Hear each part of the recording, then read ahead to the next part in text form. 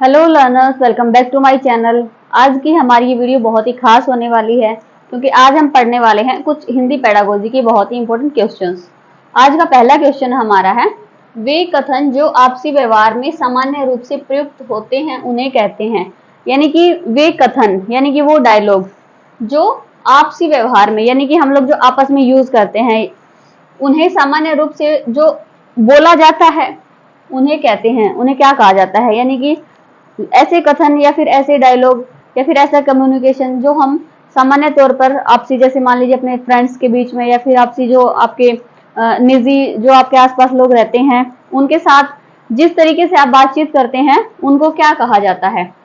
First हमारा option है अनौपचारिक, सेकंड है औपचारिक, थर्ड है प्रासंगिक और फोर्थ है तर्कसंगत। अब अनौपचारिक और औपचारिक में क्या डिफरेंस है। औपचारिक कथन यानी कि फॉर्मल कम्युनिकेशन जो होता है उसमें क्या होता है, जैसे मान लीजिए कई जगह ऑफिसेज वगैरह में या फिर आप कहीं और जैसे स्कूल्स में या फिर कॉलेज में कहीं अगर आप फॉर्मल लैंग्वेज का यूज कर रहे हैं तो वो आपकी औपचारिक होती है। यदि आप अपने किसी फ्रेंड से बात कर रहे हैं या फिर अपने खुद घर में अपने फैमिली मेंबर से बात कर रहे हैं तो वो आपका अनौपचारिक होता है। थर्ड इसमें हमारा है प्रासंगिक कथन, यानी कि जिसमें कुछ प्रसंग हो। फोर्थ इसमें है तर्क संगत कथन, यानी कि जो कि लॉजिकल हो। लेकिन इसमें हमारा क्वेश्चन क्या है कि जो आपसी व्यवहार में हम सामान्य तौर पर जो लैंग्वेज यूज करते हैं उसको कौन सी लैंग्वेज कहा जाता है, तो वो हमारी होती है अनौपचारिक लैंग्वेज। सेकंड क्वेश्चन हमारा इसमें है, व्याकरण शिक्षण की वह पद्धति अपेक्षाकृत अधिक उचित है जिसमें, यानी कि व्याकरण, बच्चों को व्याकरण शिक्षण सिखाने के लिए वह पद्धति अपेक्षाकृत अधिक, हमें कीवर्ड्स को पकड़ना होता है। जैसे इसमें है अधिक, यानी कि सारी विधियां सही हैं लेकिन हमको कौन सी वाली चूज करनी है जो अधिक बेनिफिशियल हो और उसको हमको टिक करना है। बच्चे को मान लीजिए ग्रामर, हिंदी ग्रामर अगर पढ़ानी है तो उसके लिए सबसे बेस्ट वाला मेथड कौन सा रहेगा वो हमें बताना है। फर्स्ट इसमें है बच्चे नियमों को कंठस्थ कर लेते हैं, यानी कि बच्चे जो हैं जो व्याकरण के ग्रामर के जो रूल्स होते हैं उनको याद कर लेते हैं, लर्न कर लेते हैं, अच्छे से रट लेते हैं। सेकंड हमारा है बच्चे उदाहरणों से नियमों की ओर जाते हैं, यानी कि बच्चों को जो है पहले उदाहरण सिखाए जाते हैं और फिर उसके बाद नियम सिखाए जाते हैं। थर्ड हमारा इसमें है बच्चे नियमों से उदाहरण की ओर जाते हैं। इसमें क्या है कि बच्चे जो है पहले नियम सीखते हैं, उसके बाद जो है नियम सीखने के बाद बच्चे उदाहरण सीखते हैं। फोर्थ इसमें है सूत्रों का प्रयोग, यानी कि जो फॉर्मूले होते हैं, कोई भी जैसे मान लीजिए कोई अगर डेफिनेशन है उसमें कीवर्ड, जैसे कि आप जैसे कर्ता और कर्म है उसको आप अगर आगे पीछे करते हैं तो एक जैसे वाक्य जो होता है, सेंटेंस फॉर्मेशन जो होती है उसका जो एक मीनिंगफुल सेंस होता है वो नहीं रहता, तो इसलिए यहाँ पे सूत्र का प्रयोग किया गया है। तो इसके कहने के अनुसार ये है कि सूत्रों का प्रयोग करना क्या व्याकरण शिक्षण पद्धति के लिए जो है एक बहुत ही अच्छा ऑप्शन है, तो नहीं, सूत्रों का प्रयोग नहीं हो सकता। ना ही नियमों को सिर्फ रट लेना और जो नियमों से सिर्फ उदाहरणों की ओर चलना, इन सब से जो है व्याकरण शिक्षण ज्यादा लाभकारी नहीं हो सकता। तो हमारा सही आंसर है बच्चे उदाहरणों से नियमों की ओर जाते हैं। बच्चे इसमें जो जो प्रक्रिया होती है वो कैसी होती है, बच्चे सरल से जटिल की ओर जाते हैं। बच्चों के पास कुछ उदाहरण उनके पास होते हैं जो कि नॉर्मल होते हैं, जो कि इजी होते हैं। ये जो प्रोसेस है वो सिंपल टू कॉम्प्लेक्स रहता है, सरल से जटिल की ओर रहता है। थर्ड हमारा क्वेश्चन है, बच्चों में भाषा प्रयोग की दक्षता विकसित करने के लिए क्या आवश्यक है, यानी कि बच्चों में जो है वो भाषा के प्रयोग करने के लिए, यानी कि भाषा को यूज करने के लिए आपसी जो बोलचाल होती है उसमें हम उसको कैसे विकसित कर सकते हैं, कैसे हम हमारी जो कम्युनिकेशन एबिलिटी है उसको जो है हम एनहांस कर सकते हैं। इसके लिए हमें कौन सी दक्षता, कौन सी एबिलिटी जो है उसको विकसित करना होगा, उसको डेवलप करना होगा। फर्स्ट ऑप्शन हमारा है कविताएं याद हो, यानी कि मान लीजिए एक बच्चे को भर भर के जो है कविताएं याद है। सेकंड ऑप्शन है हमारा सुनने व बोलने की आजादी, बच्चे को सुनने की और बोलने की आजादी दी जाए। थर्ड हमारा है मुहावरे याद हो। मुहावरे, क्या सिर्फ मुहावरे याद हो जाने से बच्चे की जो भाषा की योग्यता है या फिर जो लैंग्वेज जो डेवलपमेंट है क्या वो कंप्लीट हो पाएगा, नहीं हो पाएगा। फोर्थ इसमें है किसी वक्ता के साथ रहें, यानी कि आप मान लीजिए आप किसी और इंसान के साथ हैं और वो बहुत ही अच्छी तरीके से बोल रहे हैं, क्या सिर्फ आप उनके साथ रह लेने मात्र से क्या आप सीख पाएंगे भाषा का प्रयोग करना, कि आपकी जो भाषा है या फिर आपकी जो व्याकरण शिक्षण है या फिर जो आपकी लैंग्वेज डेवलपमेंट है वो क्या डेवलप हो पाएगा, क्या उसका विकास हो पाएगा सिर्फ ऐसे इंसान के साथ रहने से जो बहुत ही अच्छी तरीके से बोलता है, इससे नहीं होता है। आपको उसको यूज करना आना चाहिए। यूज कैसे करेंगे आप? क्या आपको सिर्फ कविताएं याद कर लेने हैं या फिर मुहावरे याद कर लेने हैं एक अच्छी भाषा के प्रयोग के लिए? ऐसे तो जो मान लीजिए बोला जाता है, जैसे एक रटंत तोता होता है, वो भी कुछ चीजों को रट लेते हैं, लेकिन इसका मतलब ये तो नहीं है ना कि उनका जो भाषाई विकास है वो बहुत ही प्रॉपर तरीके से विकसित हो रखा है। तो इसीलिए हमारा जो इसमें करेक्ट वाला जो ऑप्शन है वो है सुनने व बोलने की आजादी।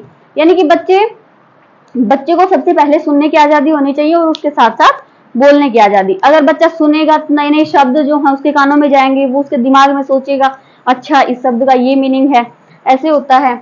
उसके बाद जो है उसको बोलने की, यानी कि अपने विचार जो उसके मन में आए हैं, चाहे वो सवाल हो चाहे वो जवाब हो, उनको जो बोलने की, उनको अभिव्यक्त करने की जो एबिलिटी है या फिर उनको जो अपॉर्चुनिटी है वो बच्चों को प्रॉपर वे में दी जानी चाहिए। तभी जो है बच्चों में भाषा प्रयोग की जो दक्षता है वो विकसित हो पाएगी। हमारा नेक्स्ट क्वेश्चन है, अपनी कक्षा में समावेशी माहौल का निर्माण करने के लिए आप किस बात को सबसे अधिक महत्वपूर्ण मानते हैं? यानी कि आप अपनी अगर कक्षा में समावेशी माहौल, यानी कि हर एक बच्चे को एक साथ अगर पढ़ाने का अगर माहौल क्रिएट करना चाहते हैं तो इन ऑप्शंस में से कौन सा ऑप्शन जो है वो आपके लिए बहुत ही अच्छा होगा, सबसे अधिक महत्वपूर्ण होगा एक समावेशी कक्षा के माहौल को एक अच्छा बनाने के लिए? फर्स्ट ऑप्शन है दृश्य श्रव्य संसाधनों की अनिवार्यता। किसी कक्षा में दृश्य यानी कि विजुअल और श्रव्य जो है ऑडियो, यानी कि ऑडियो विजुअल एड्स होने से क्या उनकी अनिवार्यता होने से जो है एक समावेशी कक्षा का जो एक माहौल होता है जो हर बच्चे के अकॉर्डिंग बनाने की बात समावेशी कक्षा में की जाती है, तो क्या वो सिर्फ एक ऑडियो विजुअल एड्स के यूज से संभव है? क्या एक समावेशी कक्षा की स्थापना या फिर एक समावेशी कक्षा के माहौल को अच्छा बनाने के लिए क्या सिर्फ ऑडियो विजुअल एड्स का होना कंपलसरी है? क्या सिर्फ उनका होना ही काफी है? सेकेंड हमारा पॉइंट है स्वयं की बोलने की जो गति है उसको धीमा रखना। मान लीजिए कि एक समावेशी कक्षा है, यानी कि एक कक्षा में जैसे डिफरेंट टाइप के जैसे बच्चे बैठे हुए हैं, उनका हर एक का समझने का तरीका अलग होता है, बोलने का तरीका अलग होता है, सबकी मेंटलिटी, एबिलिटी, IQ सब कुछ अलग होता है। क्या उनको हैंडल करने के लिए या फिर उनको कोई चीज समझाने के लिए क्या आप खुद की जो बोलने की स्पीड है आप उसको लो करेंगे या फिर सिर्फ आप अपनी कक्षा में जो है ऑडियो विजुअल एड्स को जो है एक कंपल्सन लाएंगे उसके लिए? थर्ड पॉइंट है सभी बच्चों से सभी भाषिक प्रकारों को समान रूप से करवाना। यानी कि जो सारे जो बच्चे हैं सभी बच्चों से सभी भाषिक प्रकारों को समान रूप से करवाना, यानी कि जो टोटल जो बच्चे बैठे हैं उनसे जो लैंग्वेज का कोई भी मान लीजिए कोई भी टास्क है उनको सबसे एक ही लेवल पे एक ही मेथड के थ्रू उनसे वो चीज करवानी। क्या ये समावेशी कक्षा के माहौल को सही कर सकता है? लास्ट इसमें ऑप्शन है हमारा दृश्य श्रव्य साधनों का आवश्यकता अनुसार प्रयोग करना। तो इसमें करेक्ट आंसर होगा फोर्थ, क्योंकि इसमें जो ऑडियो विजुअल एड्स की जो बात करी गई है वो बात ये करी गई है कि जब उनकी आवश्यकता होगी तब उनका यूज किया जाएगा बच्चों की सहूलियत के अकॉर्डिंग, यानी कि बच्चों को जब उस चीज की जरूरत होगी तब उनका प्रयोग किया जाएगा, ना कि सिर्फ हम क्लास में लाके उनको रख देते हैं या फिर उनको कंपलसरी कर दिया है, ना सिर्फ बच्चे उससे सीखेंगे, ना ही सिर्फ जैसे मान लीजिए टीचर अपनी जो साउंड है उसको लो कर देते हैं तो उससे समझ आएंगी चीजें, वैसे भी नहीं होगा। और क्या है कि मान लीजिए सभी बच्चों के लिए तो हम एक ही टीचिंग मेथड अप्लाई नहीं कर सकते है ना, उनके डाउट्स कैसे क्लियर होंगे जब सभी बच्चों की जब सीखने की जो एबिलिटी है वो एक जैसी नहीं है, तो क्या हम उनको सिखाने के लिए सिर्फ एक ही तरीका यूज कर सकते हैं? वो पॉसिबल नहीं हो सकता। तो इसलिए यहाँ पे हमारा जो सही आंसर होगा वो होगा डी। इसमें क्या कहा गया है कि दृश्य श्रव्य साधनों का जो है वो बच्चे की सहूलियत के अनुसार प्रयोग किया जाएगा। नेक्स्ट हमारा क्वेश्चन है हिंदी साहित्य के इतिहास में जो modern vernacular literature of Hindustan है ये किसने लिखा था? फर्स्ट हमारा ऑप्शन है गौरव दत्तासी, George Abraham Grierson, Suniti Kumar और धीरेन्द्र वर्मा, ये हमारा लास्ट ऑप्शन है। तो इसमें क्या है कि जैसे ये मान लीजिए modern vernacular literature of Hindustan ये लिखा था जॉर्ज अब्राहम ग्रियर्सन ने, लिखा था। तो इसमें स्पेशल क्या है? Modern vernacular literature of Hindustan, यानी कि जो हिंदुस्तान का जो लिटरेचर था, यानी कि जो भारत का जो साहित्य था वो उसको जो है इन्होंने जॉर्ज अब्राहम ग्रियर्सन ने जो है इंग्लिश में लिखा था।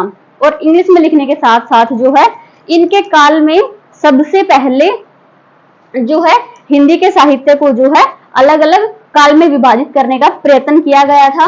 जो ये जॉर्ज अब्राहम ग्रियर्सन है, इन्होंने अपनी जो बुक है modern vernacular literature of Hindustan, इसके अंदर जो है भारत के साहित्य को, यानी कि भारत के जो साहित्य है उसके इतिहास को जो है अलग अलग काल में विभाजित करने का प्रयत्न किया था। इसके नेक्स्ट जो क्वेश्चंस हैं वो हम आगे की क्लास में करेंगे। Thanks for watching.